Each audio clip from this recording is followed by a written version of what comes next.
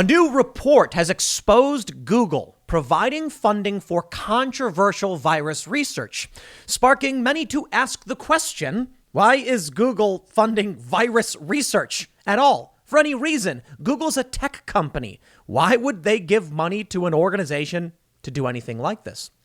According to the Daily Mail, they say revealed Google-funded virus research carried out by Wuhan-linked scientist Peter Daszak's EcoHealth Alliance for over a decade. The financial ties, which were first reported by the National Pulse, are disclosed in various scientific studies dating back to at least 2010. What would Google's foundation or Google itself have to gain by researching viruses when they're a tech company? A massive one at that, but this just seems to strike me as very odd. Now, I can't give you the reason as to why Google wanted to fund this. Perhaps they can. Perhaps they'll issue a statement. What I can say is this is particularly damning considering the censorship that is currently ongoing as it pertains to Wuhan, lab leak theory, and the coronavirus. You may have heard that about 4 or so days ago, Brett Weinstein of the Dark Horse podcast, intellectual dark web member, if that means anything, had a strike placed on his YouTube channel for talking about certain issues relating to COVID. Now, I can't talk too much about what he said because YouTube will take down this video as well, which is odd. This is an evolutionary biologist, a scientist, who was having a conversation with another scientist. In fact, he's had conversations with the inventor of the mRNA vaccine. Because of the things he said, there have been numerous fact checks, claims made against his credibility, but the man is a scientist. I can only say that if you're criticizing an evolutionary biologist, then you're certainly criticizing science itself. Or maybe that's just what Anthony Fauci is saying about criticism about him. Which brings me to the more important question. While I can't answer for you why Google was funding this research, I can only tell you the reports say they did.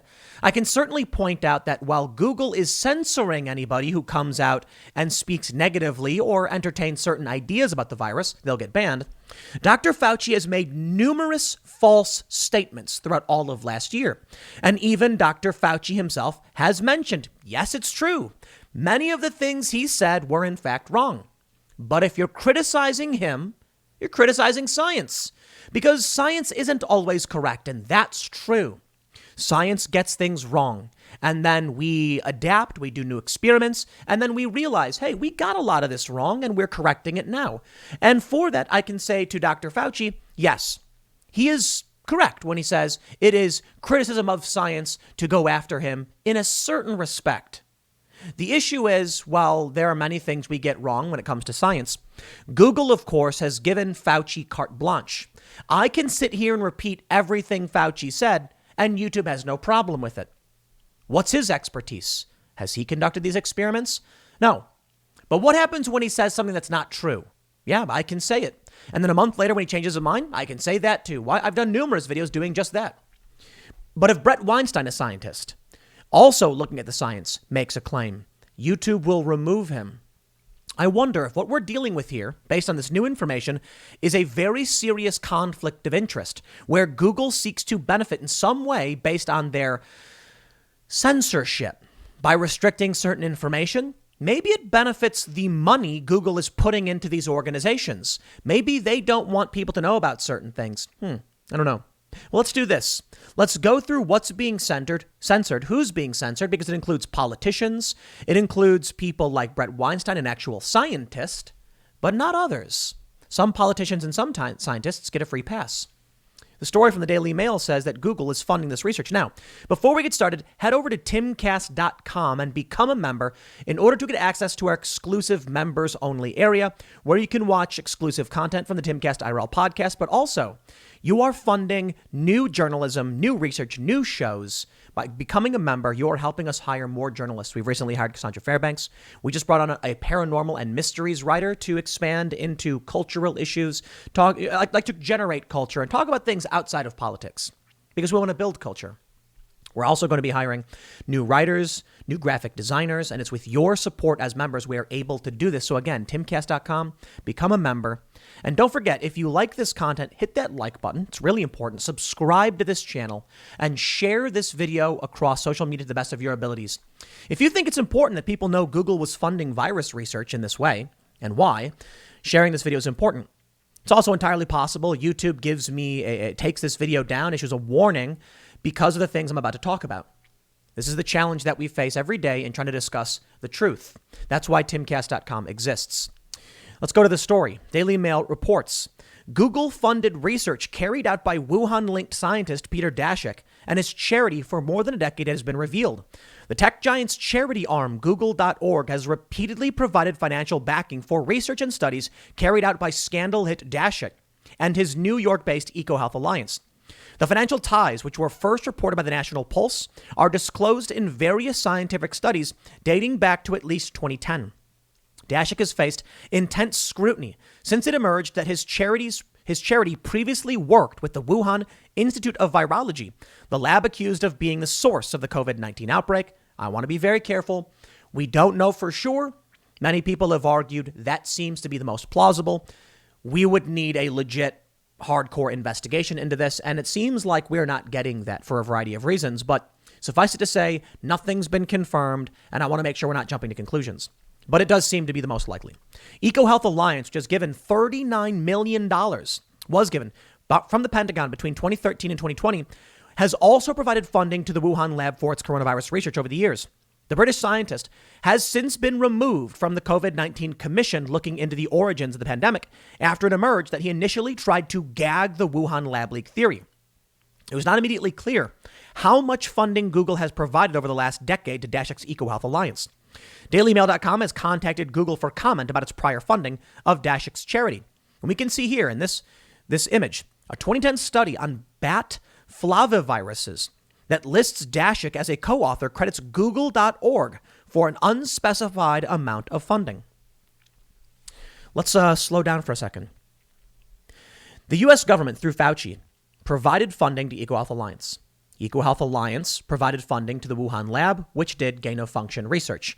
Gain-of-function research is when they try to make viruses more potent so that they can then test a more potent version and see how to stop it. That's what they say.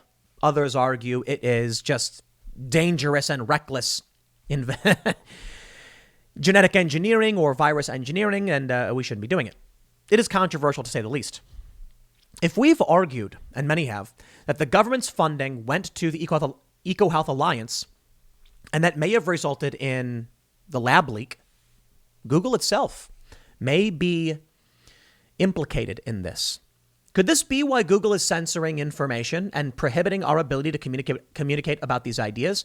I'm certainly dancing on the razor's edge by even suggesting it. YouTube might make some claims against me and try and shut this video down. So share it while you can. Yeah, I think Google may actually fear, and this is the information coming out now, but it explains a lot. Google.org is seen as providing funding to this research. Was there a lab leak? We're not definitively saying there was. We don't know. But if there was, who's to blame for this research? Well, Google certainly provided some funding to this organization. Could Google be scared about being implicated? In my personal opinion, I think so. They go on to say, in this photo, EcoHealth Alliance researchers authored a report on a 2018 study that noted it was made possible by Google.org funding. They say the 2010 study was also funded by the National Institute of Health and the United States Agency for International Development's Emerging Pandemic Threat Program. A study published in 2014 on Henipavirus spillover into human populations also lists Daszak as a co-author. In the acknowledgement section of the study, it says, Metabiota Global Viral's role in this study was supported by Google.org, the Skoll Foundation, and in particular, the U.S. Agency for International Development. USAID's funding was made possible by the generous support of the American people through the USAID Emerging Pandemic Threats Predict program. Similarly, a 2015 paper on herpes lists Daszak and also credits Google.org for its support. More recently, EcoHealth Alliance researchers authored a report on a 2018 study that looked at perceptions associated with transmission of pathogens with pandemic potential in highly exposed human populations at the animal-human interface. The report noted it was made possible by Google.org's funding. Very interesting. They also mentioned a 2015 paper listing Daszak and Google's support. The revelation that Google funded Daszak's research has been slammed by former political advisor Steve Hilton as shocking and one of the biggest scandals of the century. Hilton claims Google and other big tech firms have been active in trying to silence the lab leak theory. It's honestly one of the biggest scandals for, 100 years, Hilton told Fox News Primetime on Monday. I can't think of a bigger one. It's a really shocking story, and it just adds to this increasingly big mountain of evidence that we have got a massive establishment cover-up going on because the people at the heart of this know what they did. People like Peter Daszak, people like Dr. Fauci himself, who of course initiated the work that Daszak then sent to the Wuhan Institute of Virology to make bat coronaviruses more airborne and more transmissible and more infectious to the human respiratory system, a theory we now know as the most likely origin of the pandemic. They're covering it up because they know they've got a guilty conscience.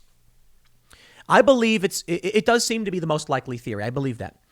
I want to be very careful here, but I think that the picture being painted is clear. Google is censoring everything they can, and it's ridiculous, the level of censorship. Sorry, Google. I'm putting this on your platform. But my private platform, saith the left. Don't you think it's very important we know what's going on? Is Google shutting down these conversations out of fear?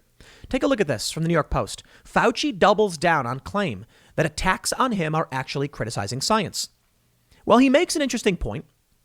Quote, "It is essential as a scientist that you evolve your opinion and your recommendations based on the data as it evolves," the White House infectious disease expert told the podcast Sway that aired Monday.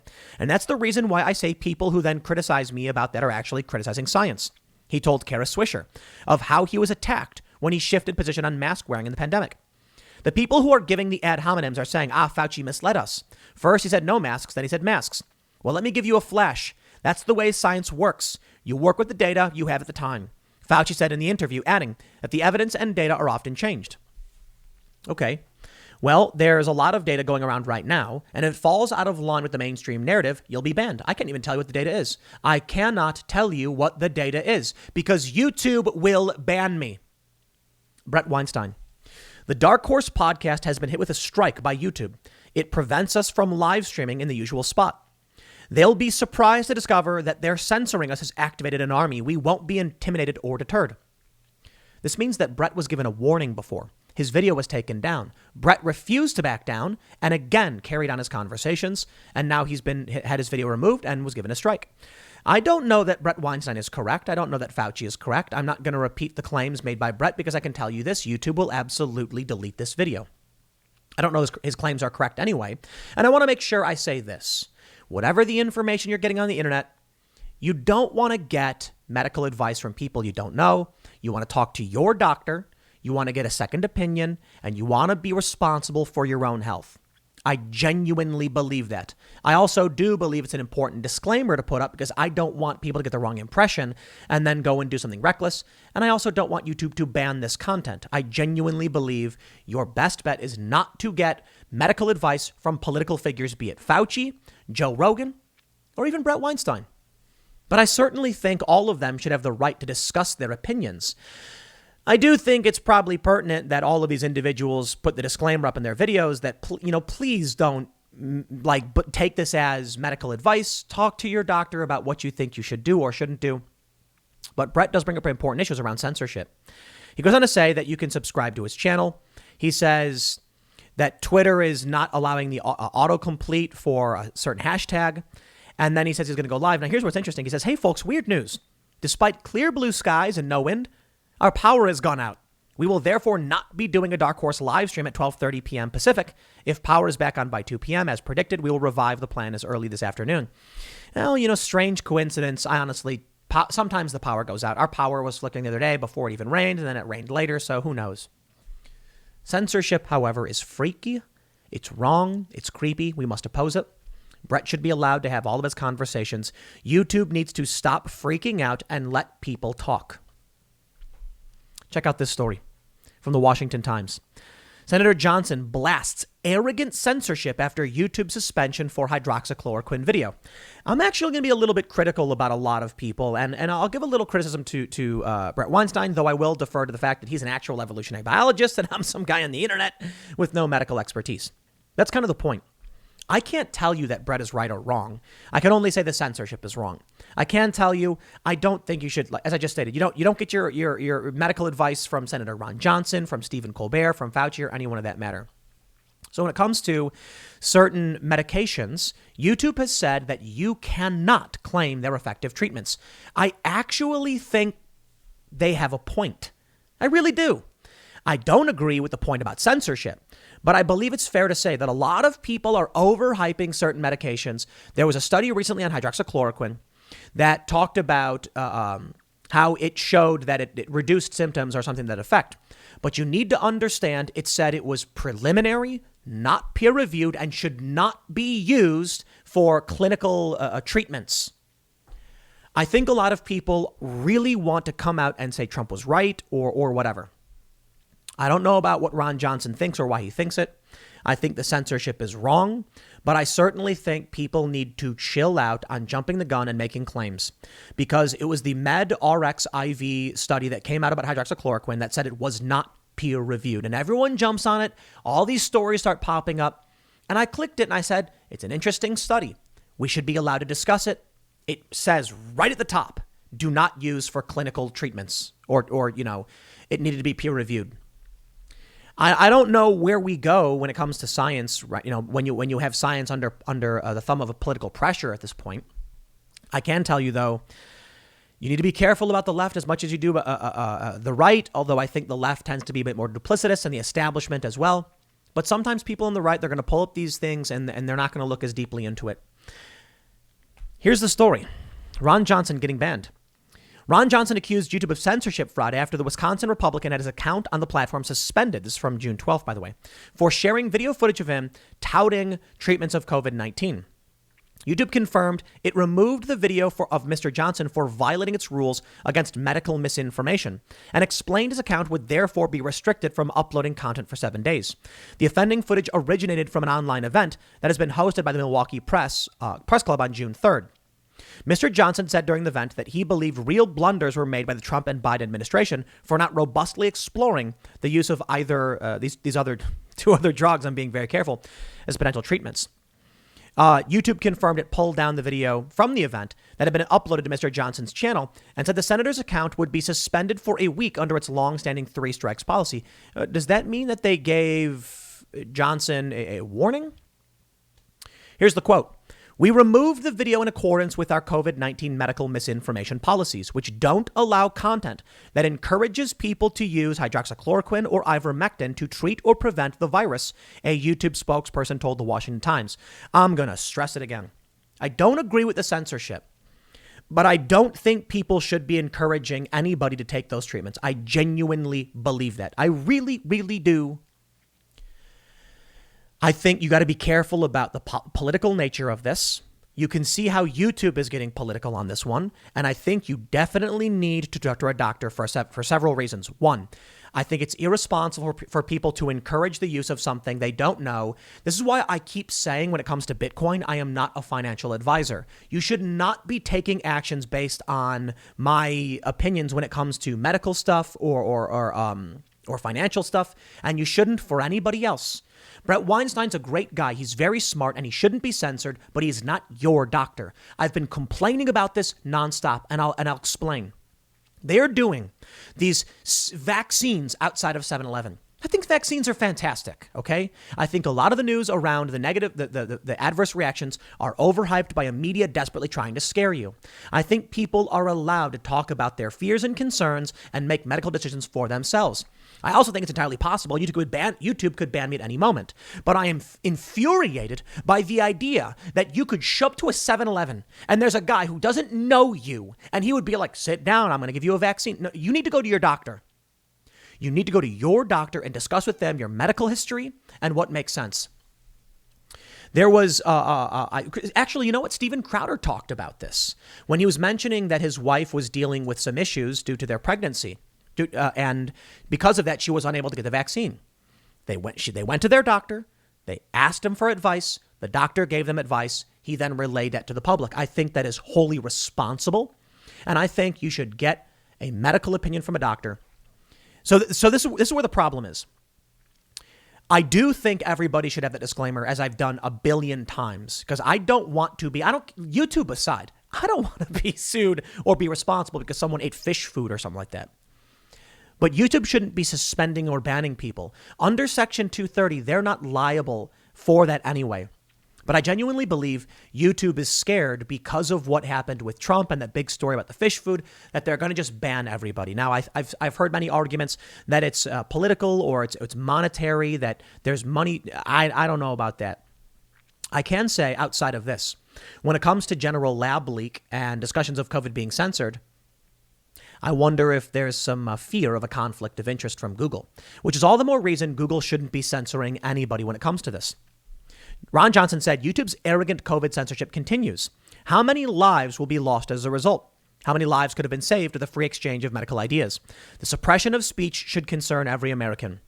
YouTube rules prohibit users from sharing misinformation about COVID-19, the highly infectious respiratory disease caused by the coronavirus, including content that poses a serious risk of egregious harm or contradicts the guidance of local or global health authorities.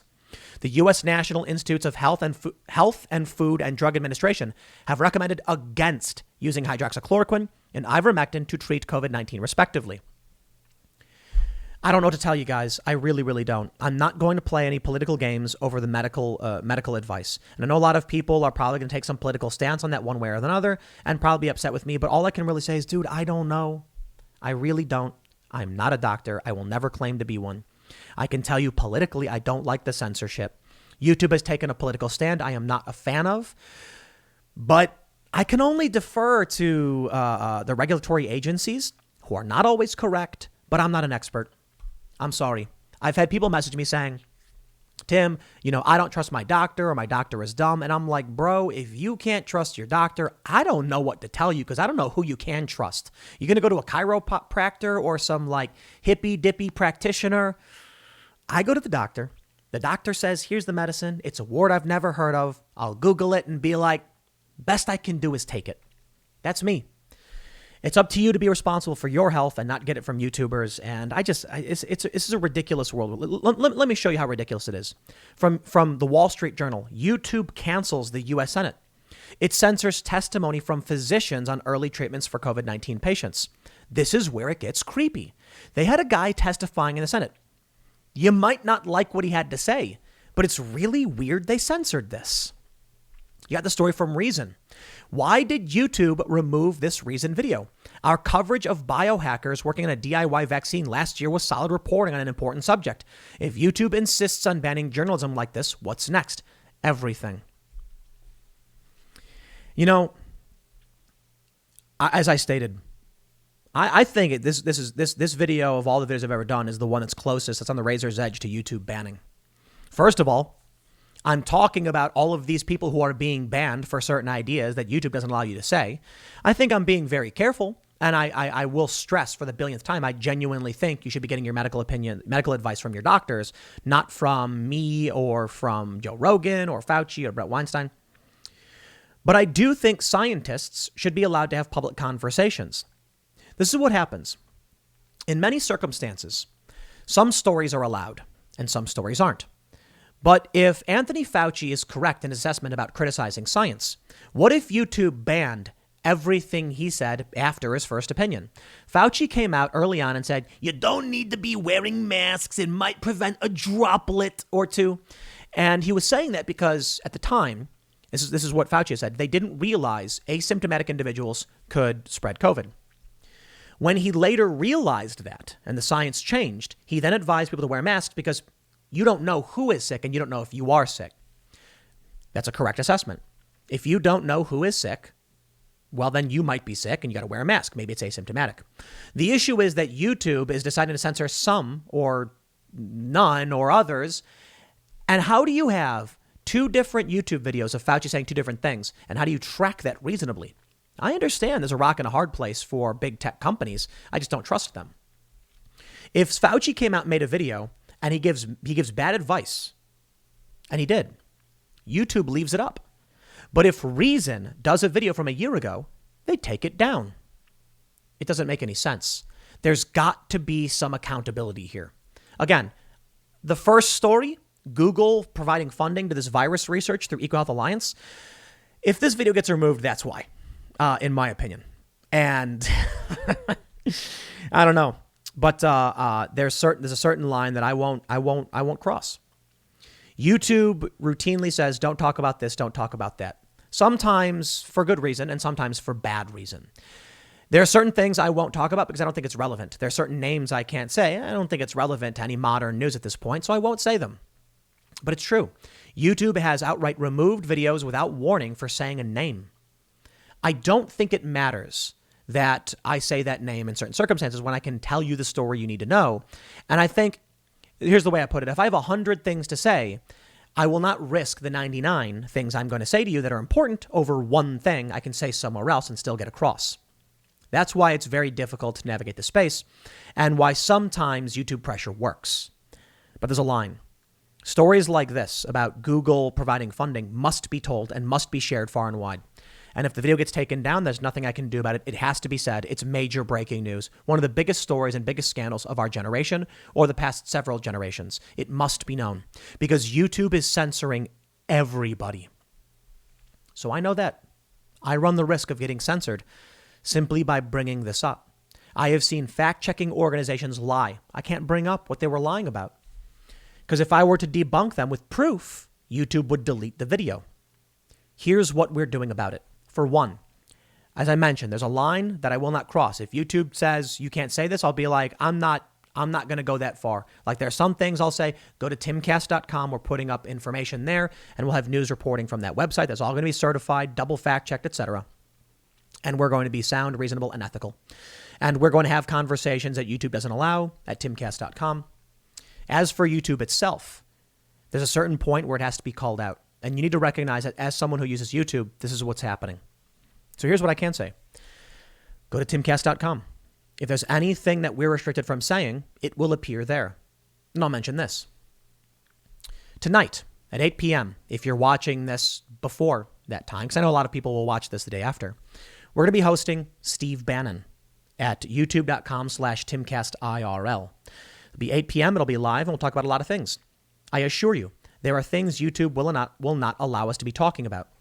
Now, YouTube has told me there are no issues with interviewing the likes of Alex Jones or Steve Bannon or other individuals who have been banned from YouTube, so long as we don't break their rules. The issue? When it comes to people like Bannon and Jones, they apply the rules very differently.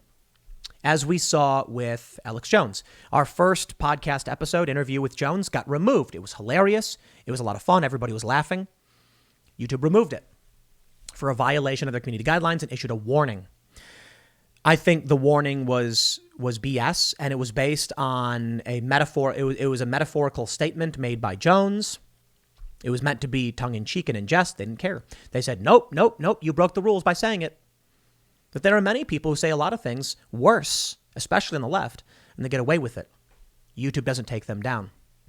And therein lies the real challenge that we have with being on YouTube. You know, when you're a YouTuber, that there are certain lines you do not cross. Take a look at a lot of the criticism pointed at Ethan Klein of H3H3. Right now, there's a big beef with him and Steven Crowder. One of the biggest criticisms of him is that he used to be extremely edgy. He used to say slurs.